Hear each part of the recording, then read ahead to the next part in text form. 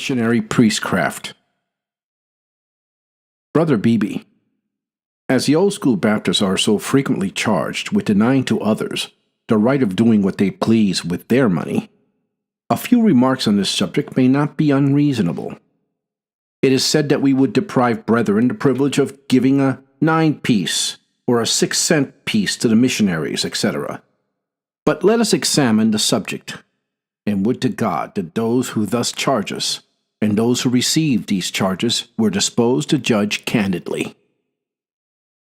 In the first place, have the old school Baptists, by their declarations of separation from the mission schemes, or by any of their resolutions, attempted to dictate to others the course they are to take? We have not. I challenge those who complain of our stand to show an instance wherein we have. In our stand we maintain that what is not of God has no just claim to be put in the same footing with that religion and its ordinances which God has revealed in His Word. And is there the missionary who has the audacity to say in direct terms that the authority of man is equivalent to the authority of God? We say that the whole mission system, or plans of benevolent operations, to use the Ashdod phrase, is devoid of the sanction of divine revelation, and, of course, of divine authority. In confirmation of this position, we say and show that God, in His Word, has prescribed an order for the spread of His gospel and the gathering of His elect entirely different from the mission plan, and has given no direction for any part of that plan. And further, we have, by every different motive we could present, called upon the mission advocates, if we have erred in this position, to show us from the Scriptures our error, and without effect. They, it is true, say that the success which attends their plans is an evidence that they are of God. But we cannot admit this as proof, because from the whole history of our religion as given in the Scriptures, as well as in the posterior writings, we learn that in every age the multitude have been disposed to depart from the true God and His institutions, and to follow their own imaginations, and that in every age there has been, comparatively, but a little flock which adhered to the instructions of divine revelation, or have been owned of God as His true worshippers. Also, to receive such testimony would be to admit that the opinion and practice of the multitude is higher authority than the written revelation which God has given us of His will. And thirdly, to decide on the truth of a religious system, according to the multitude of its advocates, would be to brand those who were slain in ages past for their religion, and the witnesses who are yet to be killed with being martyrs to error. For the prosecuting class of professors in times have been always more numerous than the persecuted, and the great majority of professors must be on the side of Antichrist, to enable him to establish his decree, that no man may buy or sell save he that hath the mark of the manner of the beast, or the name of the beast, and to kill the 2 witnesses. Again, we not only believe and say that the mission system is not of God, from the fact that He has not stamped it with the broad seal of Christ's kingdom, namely, divine revelation, but we also say that not being appointed of God, it must have originated with the man of sin. It only bespeaks this origin from its being planted upon us as religious by human authority, but in every branch of it we see the image of the beast reflected, or a copying after the Church of Rome as a prototype. Where do we first find the mission plan brought forward and acted on? In the Church of Rome. These inquiries might be pursued if we had room, until every feature of the pretended benevolent operations would be shown to be but copies of what is found in that corrupt church. Hence, we must necessarily, according to our belief, consider the whole mission system as being at so great a remove from the religion taught in the Scriptures, that whilst we truly reverence the latter as having God for its author, we must separate ourselves, both in practice and in fellowship, from the other. And I cannot comprehend how any person who has known experimentally the spirituality of the religion of Christ and the divine communication of it to the soul can, after a moment's reflection, harbor the idea of placing the devices of men in conjunction with that religion which is from heaven and bears the stamp of divine perfection. The above principles have been fully published in the several declarations made by Old School Baptists as the reasons why we cannot fellowship as disciples of Christ those who continue, after the subject has been thus brought to their attention or consideration, to give countenance to the missions plan in any of its parts. At the same time, we have, hitherto, and still would leave others to choose for themselves, whether they will seek our fellowship by giving evidence of a heart subjection to Christ the King of Zion, or will seek union with the missionaries by countenancing their devices, and resting on the merits of the case. We have never attempted to make converts, resorted to flattery, or any of those arts which missionists employ to draw persons under their yoke. We wish persons to be fully persuaded in their own minds upon this important subject, and to pursue with decision that course which they believe right. To fellowship the Old School Baptists in truth, and at the same time to approve of the mission plan, is impossible. Can two walk together except they be agreed? Or can any person be agreed with us in conscientiously opposing the devices of men and religion, and at the same time support the moneyed religious schemes of the missionaries? But in the second place, I cannot admit the principle involved in the charge against us, which is now under consideration. That is, that members of a church may indifferently employ their money either in the support of vice or of religion. I readily admit that the New Testament recognizes a personal property in the possessions providentially given to anyone. But at the same time, when a person, as a professed disciple of Jesus, gives himself up in fellowship with a church, there is more implied than simply that he will occasionally or constantly unite with them in their worship, however loose many churches may hold their members. So long as this person continues to fellowship with this church as a church of Christ, he is bound duty to regard the fellowship of the brethren in all his transactions. And in professing to be a disciple of Christ, he professes no longer to be his own, but to be bought with a price.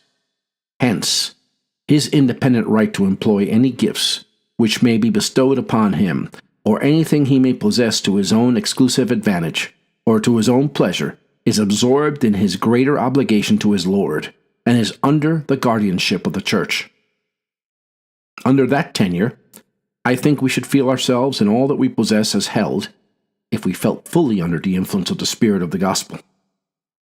Hence, the New Testament recognizes in the church the right to call upon each member to lay by in store, according as God has prospered him, for the necessities of the poor, and to administer of his carnal things to those who administer in spiritual things. 1 Corinthians 9:11, chapter 16, verse 2. Hence, from this guardianship of the church, a member who shows covetousness, as illustrated in the parable of a rich man, Luke chapter 12, 16-21, is condemned by the apostle in Colossians chapter 3, verse 5, or the member who expands his income in supporting his family in extravagance and folly, whilst he can spare little or nothing for the support of the gospel ministry, or for the wants of the poor, are each of them undoubtedly proper subjects of church discipline. Again, the staking of a 9 pence on a hand of cards or a billiard table is as decidedly gambling as the staking of a $5 or $10 bill.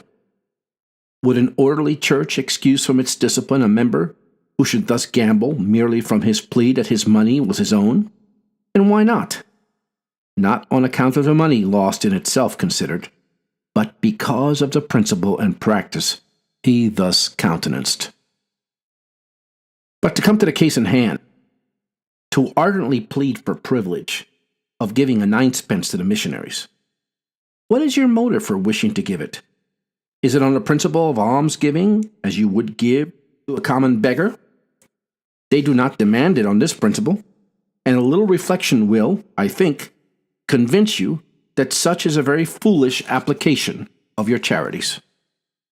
Remember that he who giveth to the rich is under the same condemnation with him who oppresses the poor. Proverbs chapter 22, verse 16. The agents of the several societies, their managers and their missionaries, considering their high salaries, the style in which they travel and live, may be considered rich.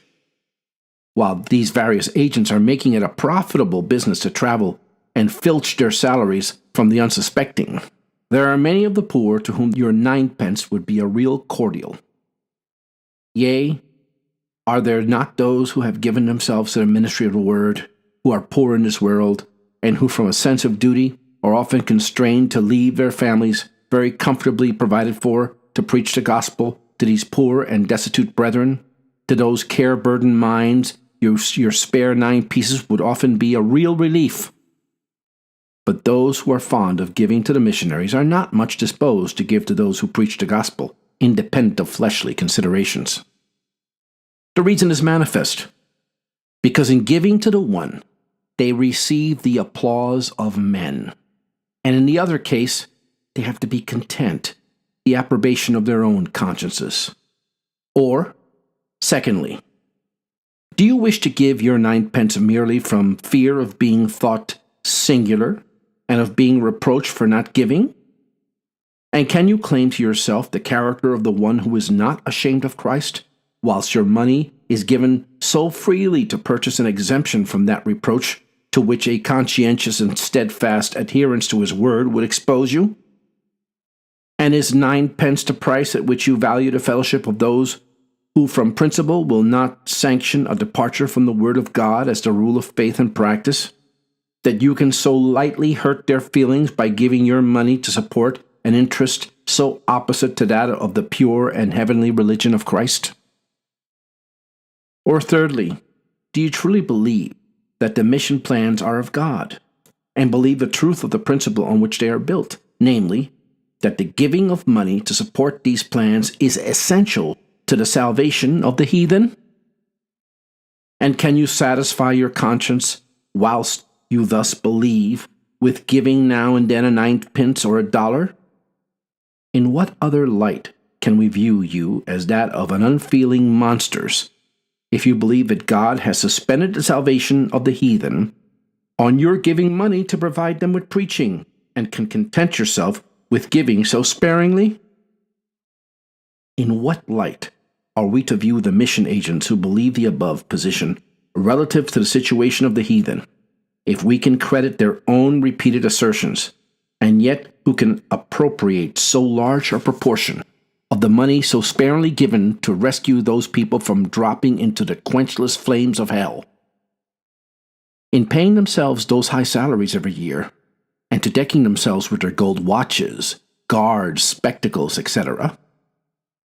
Again, can you believe this mission system to be the religion of Christ, and yet wish to have any religious connection with us, old-school Baptists, who are entire unbelievers in your whole system? We do not believe that the giving of money ever did, ever will, or can procure the salvation of one soul that would otherwise have perished. We do not believe that ever a college or a theological school made one gospel preacher, or gave to one person the necessary qualification for preaching the gospel of Christ. We do not believe that Bible societies are at all necessary to enable those whom God has converted to know that He has converted them, or to those who have a desire for the Scriptures to obtain them. Neither do we believe that tract societies, Sunday schools, or Bible classes are of use in converting souls to God, or in any sense the so-called means of grace. Nor do we believe that God employs the modern or the more ancient Romish missionaries for preaching His gospel, or making known His salvation. But we believe that all these are important links in the chain, which is forging to bind down the minds of our countrymen under the dominion of priestcraft, and that they are parts of the image of the beast, the dedication of which by public decree will consummate the power of Antichrist. Hence those missionists who denounce us as infidels are much more consistent with their own creed than those who pretendedly wish to enjoy our fellowship or to live in church relation with us. But before they decry us as infidels, they ought to give more decisive proof of their own genuine belief in their creed by a more faithful appropriation of the money they collect to the specific object for which it was given. In a word, where there is a moral honesty and a faithful examination of the subject, there can be no neutrality, no indifference relating to the mission system. It either is of God or is not of God.